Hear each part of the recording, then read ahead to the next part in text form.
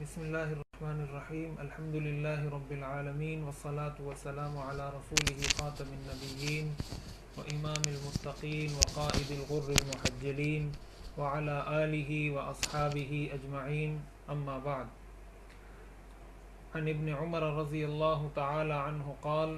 قال رسول اللہ صلی اللہ علیہ وسلم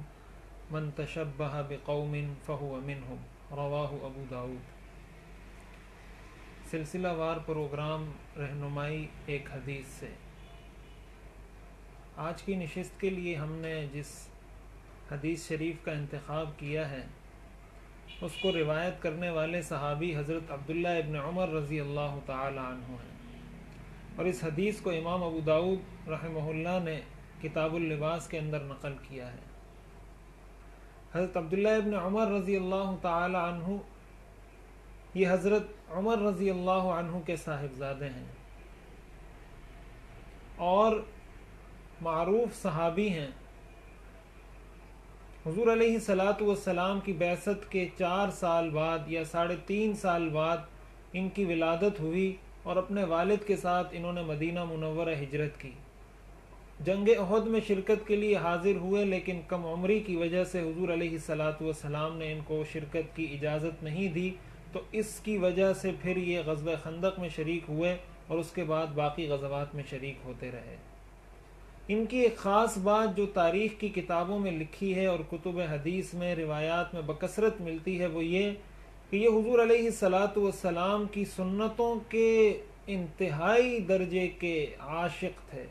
حتیٰ کہ وہ چیزیں جو حضور علیہ الصلاۃ والسلام نے بطور ایک عبادت کے نہیں کی، بطور ایک اسلامی تعلیم کے نہیں کی، بلکہ وہ چیزیں جو آپ نے اپنی ذاتی زندگی میں ایک انسان ہونے کی حیثیت سے انسان جو کام کرتا ہے، وہ کام بھی جب انہوں نے دیکھا حضور علیہ الصلاۃ والسلام کو کرتے ہوئے تو انہوں نے وہ کام بھی،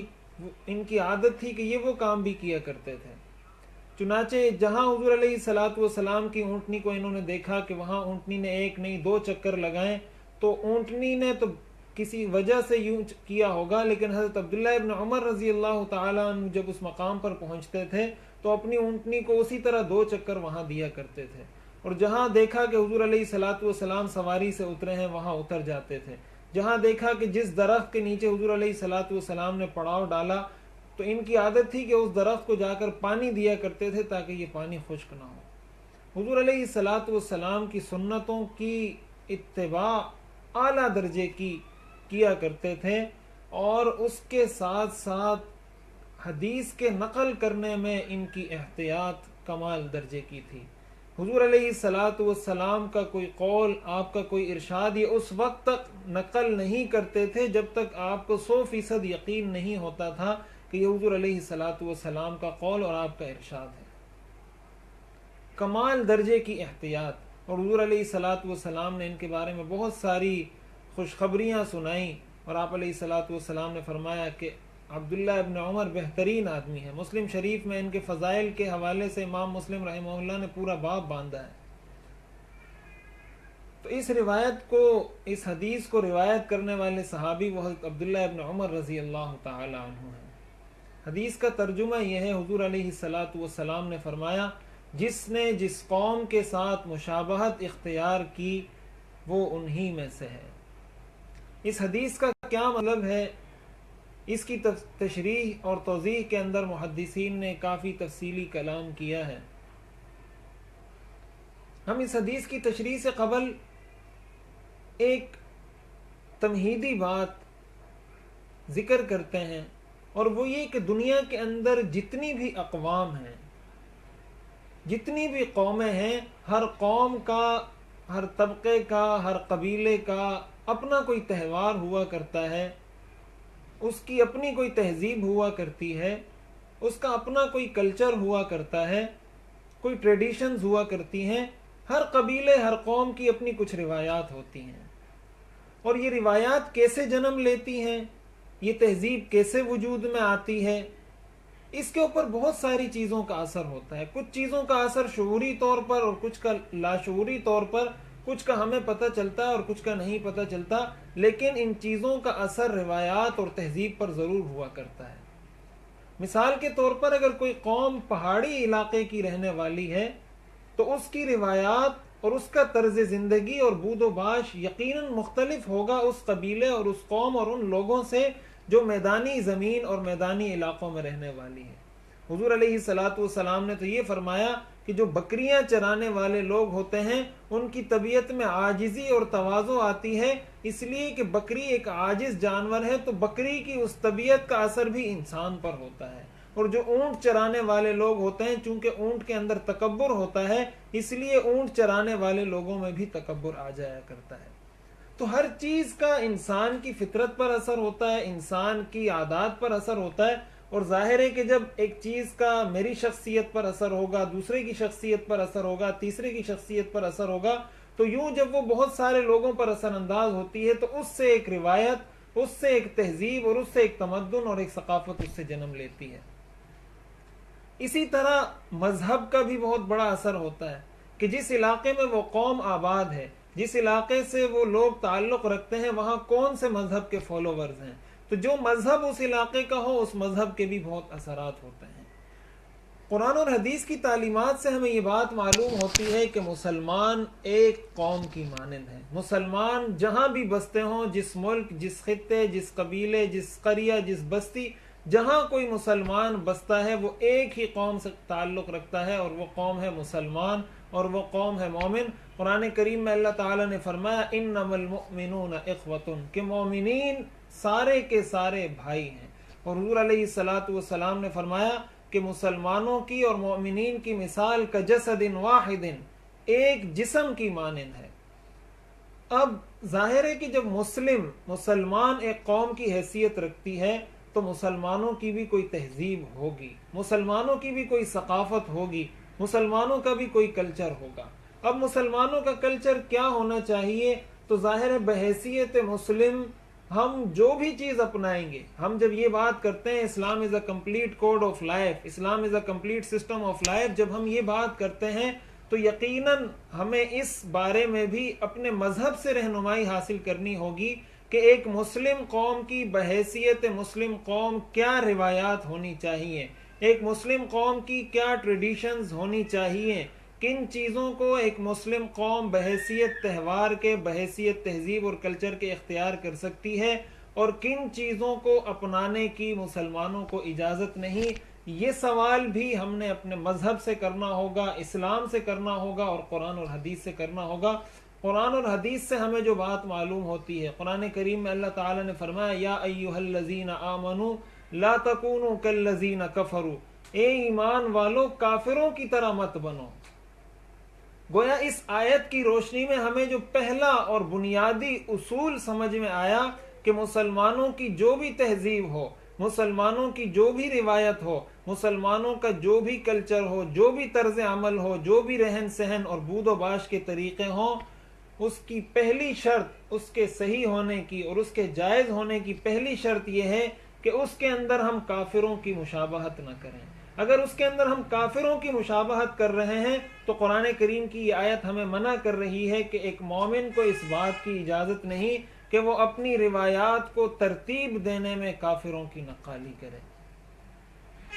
دوسری بات جو ہمیں اپنے مذہب سے معلوم ہوتی ہے وہ اسی روایت سے معلوم ہوتی ہے۔ حضور علیہ الصلاۃ والسلام نے جو یہ فرمایا من تشبہ بقوم فہو منہم، جس نے جس قوم کے ساتھ مشابہت اختیار کی وہ انہی میں سے ہوگا۔ محدثین نے یہ بات لکھی ہے کہ اس کا مطلب کہ وہ انہی میں سے ہوگا، یعنی قیامت کے دن اس شخص کو انہی لوگوں کی صف میں کھڑا کیا جائے گا، انہی لوگوں میں اس کو شامل کر دیا جائے گا جس کے ساتھ اس نے مشابہت اختیار کی۔ اگر نیک لوگوں کی مشابہت اختیار کی، اللہ نیک لوگوں کی صفوں میں کھڑا کرے گا۔ اگر مسلمانوں کی مشابہت اختیار کی، اللہ مسلمانوں کی صفوں میں کھڑا کرے گا۔ اگر صحابہ کی مشابہت اختیار کی، اللہ صحابہ کی صفوں میں کھڑا کرے گا۔ لیکن اگر دوسری طرف کوئی شخص کافروں کی مشابہت اختیار کرتا ہے تو اللہ بچائے۔ اس حدیث سے ہمیں یہ بات معلوم ہوتی ہے کہ قیامت کے دن اس شخص کو بھی انہی کی صفوں میں کھڑا کیا جائے گا۔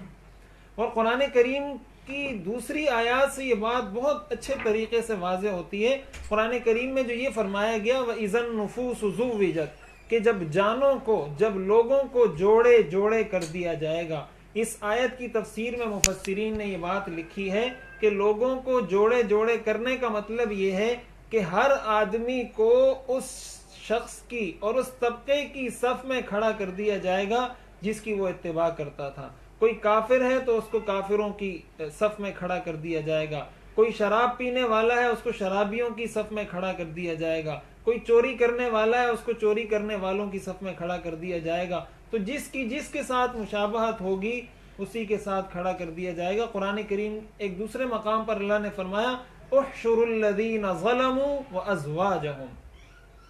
فرشتوں کو حکم دیا جائے گا کہ جمع کر دو ظالموں کو اور ان جیسوں کو. مفسرین نے یہ بات لکھی ہے کہ یہ جو فرمایا گیا کہ ان جیسوں کو، اس سے مراد یہ ہے کہ جن لوگوں نے ان کی مشابہت اختیار کی، جن لوگوں نے ان کے طرز عمل کو فالو کیا، قیامت کے دن ان کو بھی انہی کے ساتھ کھڑا کیا جائے گا اور ان کا حشر بھی انہی کے ساتھ ہوگا. تو دوسری چیز جو ہمیں اس حدیث شریف سے معلوم ہوتی ہے کہ ایک مسلم قوم کا کوئی تہوار، کوئی تہذیب، کوئی تمدن اس وقت اسلام کی نظر میں قابل قبول ہوگا جب وہ کافروں کی مشابہت اس میں نہ ہو. اس لیے کہ اگر ہم کافروں کی مشابہت اختیار کر رہے ہیں تو اس کا مطلب یہ ہوا کہ ہم اپنے مذہب کو چھوڑ رہے ہیں، اور ظاہر ہے ہمیں اپنی تہذیب یا کلچر کو اپنانے کے لیے اسلام ہی کی تعلیمات کو فالو کرنا پڑے گا، اس لیے کہ ہم اپنے آپ کو مسلمان کہتے ہیں.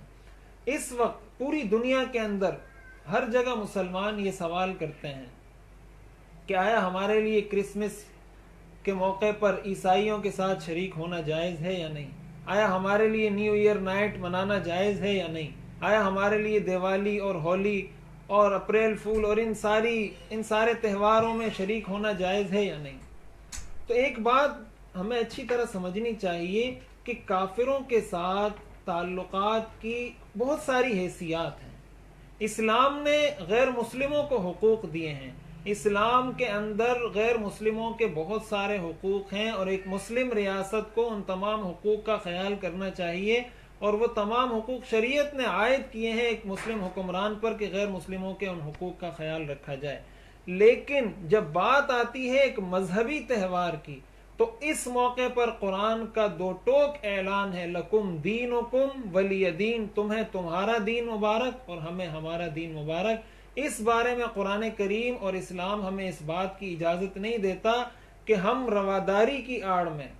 ہم یہ نعرہ لگا کر کہ ہم رواداری کر رہے ہیں اور اس کی آڑ میں ہم اپنے مذہب کی مخالفت کریں. اسلام اس بات کی اجازت نہیں دیتا. کفار کے ساتھ قلبی محبت اور قلبی تعلق رکھنا اسلام کی نظر میں ہرگز جائز نہیں ہے، جس کو موالات کہا جاتا ہے. دوسرا تعلق جس کو مدارات کہا جاتا ہے کہ ظاہراً آپ ان کے ساتھ اچھے تعلقات رکھیں، یا ان کو اسلام کی دعوت دینے کے لیے یا ان کے ضرر سے بچنے کے لیے صرف ظاہر میں ان کے ساتھ اچھے طریقے سے ملیں، اس کی بھی اسلام اجازت دیتا ہے. ان کے ساتھ معاملات جو شریعت کی جائز حدود میں ہوں اس کی بھی اسلام اجازت دیتا ہے. لیکن اس مدارات یا اس رواداری کی آڑ کے اندر بسا اوقات ہم لوگ اپنے مذہب کو چھوڑ دیتے ہیں، اور اگر حقیقت میں دیکھا جائے تو یہ انتہا پسندی ہے. یعنی اسلام نے ہمیں تعلیمات دی ہیں. اس کی مثال بالکل ایسے ہی ہے کہ اگر ہماری عید الاضحیٰ ہے، عید الاضحیٰ میں ہم قربانی کرتے ہیں، جانور کو ذبح کرتے ہیں، گائے کو ذبح کرتے ہیں، اور ہندوؤں کے نزدیک گائے مقدس ہے، وہ اس کے ذبح کرنے کو جائز نہیں سمجھتے. یہ بالکل یوں ہی ہوا کہ ہم عید الاضحیٰ کے موقع پر ہندوؤں کو یہ کہیں کہ تم ہمارے ساتھ شریک ہو کر عید الاضحیٰ مناؤ، تو ظاہر ہے یہ بات عقل میں آنے والی بھی نہیں ہے. عقل بھی اس بات کو تسلیم نہیں کرتی کہ ہم کسی ہندو کو کیسے کہہ سکتے ہیں کہ آ کے ہمارے ساتھ عید الاضحیٰ منائیں، اس لیے کہ ان کا مذہب ان کو اس بات کی اجازت نہیں دیتا. تو یہ بات ہمیں اپنے مذہب کے بارے میں کیوں سمجھ نہیں آتی کہ جب نیو ایئر نائٹ منایا جاتا ہے اور اس کے اندر ایک نہیں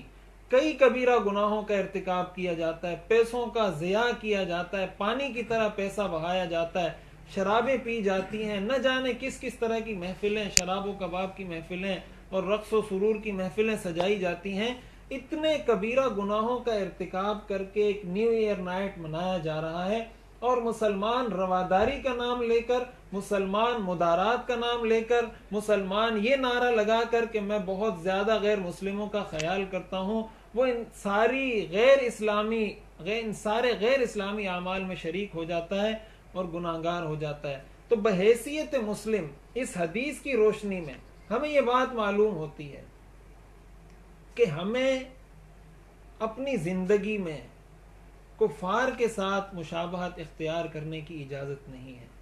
ان کے تہواروں میں شریک ہونے کی ہمیں اجازت نہیں ہے، شرعاً ان کے مذہبی تہواروں میں شریک ہونا جائز نہیں ہے۔ یہ بات ہمیں اچھے طریقے سے پتہ ہونی چاہیے۔ ظاہراً ہم ان کے ساتھ جو تعلقات رکھ سکتے ہیں، جو ہماری اگر مجبوری ہے یا ہم اگر ان کو دعوت دینا چاہتے ہیں، وہ ظاہری تعلقات رکھنے کی اجازت ہے۔ باقی یہ کہ اگر ہم یہ کام کرتے ہیں تو ایک دوسری حدیث کے اندر حضور علیہ الصلوۃ والسلام نے یہ بھی ارشاد فرمایا، من کثر سواد قوم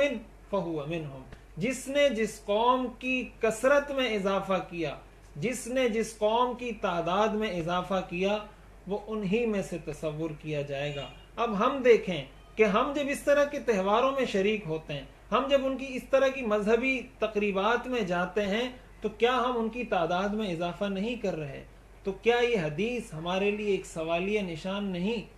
کہ کیا ہم ان کی تعداد میں اضافہ کر کے کہیں ایسا تو نہیں کہ قیامت میں بھی ہم انہی کی تعداد میں کھڑے کر دیے جائیں؟ اور دوسری بات جو بہت ہی قابل غور ہے، اسلامی تعلیمات تو یہ ہیں، بحیثیت ایک انسان کے اگر ہم دیکھیں کہ اس وقت مسلمانوں کے ساتھ پوری دنیا میں کس طریقے سے ظلم اور تشدد کا رویہ روا رکھا جا رہا ہے، کس طریقے سے کئی ممالک کے اندر مسلمان مظلوم ہیں، اور یہ ظلم اور تشدد انہی کفار کی جانب سے کیا جا رہا ہے جن کے ساتھ مدارات، نام نہاد مدارات اور رواداری کے چکر میں ہم اتنے آگے نکل جاتے ہیں کہ اپنی مذہبی تعلیمات کو بھی چھوڑ دیتے ہیں۔ لوگ ہم سے یہ سوال کرتے ہیں کہ شام کے مسلمانوں کے ساتھ ہم کس طریقے سے تعاون کر سکتے ہیں، ان کے ساتھ ہماری مدد کی کیا صورت ہو سکتی ہے؟ تو میں ایک سوال کرتا ہوں کہ اگر ہم ان کے ساتھ کوئی تعاون بھی نہیں کر سکتے تو کیا ہم یہ تعاون بھی نہیں کر سکتے کہ ان پر ظلم و تشدد ڈھانے والے جو یہود و نصارہ ہیں، کم از کم ہم ان کی روایات کو چھوڑ دیں؟ شام کے مظلوم مسلمان اور برما کے مظلوم مسلمان اور دنیا کے دیگر مظلوم مسلمان اور بے گھر مہاجر مسلمان جب یہ دیکھیں کہ ایک طرف ہمارے اوپر یہود و ہنود اور نصارہ کی جانب سے اتنا تشدد کیا جا رہا ہے، دوسری طرف دنیا کے کسی خطے میں ایک مسلمان انہی کی مذہبی روایات کو اپنا رہا ہے، انہی کی مذہبی تقریبات میں شریک ہو رہا ہے، ان کو کرسمس کی مبارکباد دے رہا ہے، تو آپ مجھے بتائیں ان کے دل پر کیا گزرتی ہوگی؟ اور ساتھ ہی ساتھ ہم اگر پاکستان کی بات کریں تو پاکستان کے اندر مائیں بچوں سمیت، اپنے جگر گوشوں سمیت خودکشیاں کرنے پر مجبور ہیں، باپ اپنی اولاد کے گلے میں برائے فروخت کا بورڈ لگائے سر بازار پھرتا ہے۔ جس قوم کی غالب بچوں کی اکثریت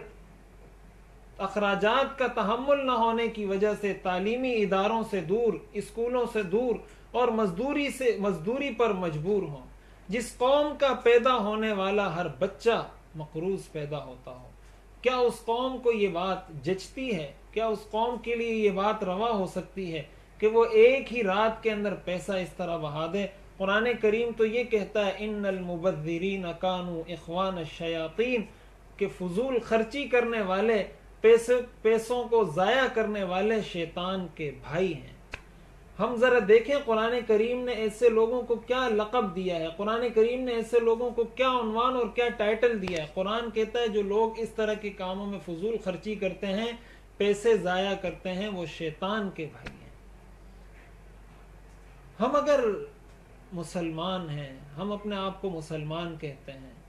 حضور علیہ الصلاۃ والسلام کی یہ حدیث ہمیں جھنجھوڑنے کے لیے کافی ہے، یہ ہمیں درس دینے کے لیے کافی ہے، یہ ہمیں سبق سمجھانے کے لیے کافی ہے کہ ہم مسلمان ہیں، ہم اسلام کے فالوورز ہیں، ہم محمد عربی صلی اللہ علیہ وسلم کے امتی ہیں۔ ہماری یہ خواہش ہونی چاہیے کہ ہم اپنی صورت اور سیرت کو اپنے آقا جیسا بنائیں، ہم اپنی صورت اور سیرت کو صحابہ اکرام جیسا بنائیں۔ اگر ہم حقیقت میں ان جیسے نہیں بن سکتے تو ہم ان جیسے بننے کی کوشش تو کر سکتے ہیں، اپنی شباہت تو ان جیسی بنا سکتے ہیں، تیرے محبوب کی یا رب شباہت لے کے آیا ہوں، حقیقت اس کو تو کر دے، میں صورت لے کے آیا ہوں۔ حضور علیہ الصلاۃ والسلام نے فرمایا باکو کہ جب دعا کرو تو رو، وَإِلَّا فَتَبَاكُوا کہ اگر رونا نہیں آتا تو رونے جیسی شکل بنا لو۔ ہم اس بات پر کیوں غور نہیں کرتے کہ ہم مسلمان ہیں تو ہم حضور علیہ الصلاۃ والسلام کے ساتھ کیوں مشابہت اختیار نہیں کرتے؟ حضور علیہ الصلاۃ والسلام کے پاس ایک صحابی آئے اور عرض کیا اور سوال کرنے لگے متی الساعہ، یا رسول اللہ قیامت کب آئے گی؟ حضور علیہ الصلاۃ والسلام نے فرمایا ما اعددت لہا، تم نے اس کے لیے کیا تیاری کی ہے؟ صحابی نے عرض کیا میں نے اور تو کوئی تیاری نہیں کی، الا انی احب اللہ ورسولہ، ہاں اتنی بات ہے کہ میں اللہ اور اس کے رسول سے محبت کرتا ہوں۔ حضور علیہ الصلاۃ والسلام نے فرمایا انت مع من احببت، قیامت کے دن تم اسی کے ساتھ ہوگے جس سے تم محبت کرتے ہو۔ ہم اپنی معاشرت کے اندر، اپنی اخلاقیات کے اندر، اپنے معاملات کے اندر اور زندگی کے نشیب و فراز، زندگی کے ہر کام کے اندر یہ کوشش کریں کہ ہم ان لوگوں جیسے نظر آئیں، ہم ان لوگوں کی شباہت اختیار کریں جو اللہ کے محبوب ہیں، تو اللہ کو ہم پر بھی ترس آئے گا۔ وحب الصالحین ولست منہم لعل اللہ یرزقنی صلاحا، میں نیک لوگوں سے محبت کرتا ہوں اگرچہ میں ان میں سے نہیں، شاید ان کی برکت سے اللہ تعالیٰ مجھے بھی نیک بنا دے، شاید ان کی برکت سے اللہ مجھے بھی صالح بنا دے۔ تو یہ حدیث ہمیں اس بات کا درس دیتی ہے کہ بحیثیت مسلم ہم نے اگر مشابہت اختیار کرنی ہے تو اپنے آقا کے ساتھ کرنی ہے، ہم نے اگر مشابہت اختیار کرنی ہے تو صحابہ کے ساتھ کرنی ہے، ہم نے اگر مشابہت اختیار کرنی ہے تو صدیقین، شہداء، صالحین، انبیاء کے ساتھ اختیار کرنی ہے، ہم نے اگر مشابہت اختیار کرنی ہے اللہ کے نیک بندوں، اولیاء اللہ، بزرگان دین کے ساتھ اختیار کرنی ہے، نہ کہ کافروں کے ساتھ، نہ کہ فاسقوں کے ساتھ، نہ کہ فاجروں کے ساتھ۔ ایک مرتبہ اس حدیث کا ترجمہ عرض کر کے اجازت چاہوں گا۔ حضرت عبداللہ ابن عمر رضی اللہ تعالی عنہ فرماتے ہیں حضور علیہ الصلاۃ والسلام نے ارشاد فرمایا جس نے جس قوم کے ساتھ مشابہت اختیار کی وہ انہی میں سے ہوگا۔ اللہ تعالی ہمیں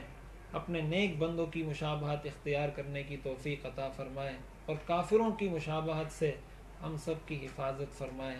وآخر دعوانا ان الحمد للہ رب العالمین۔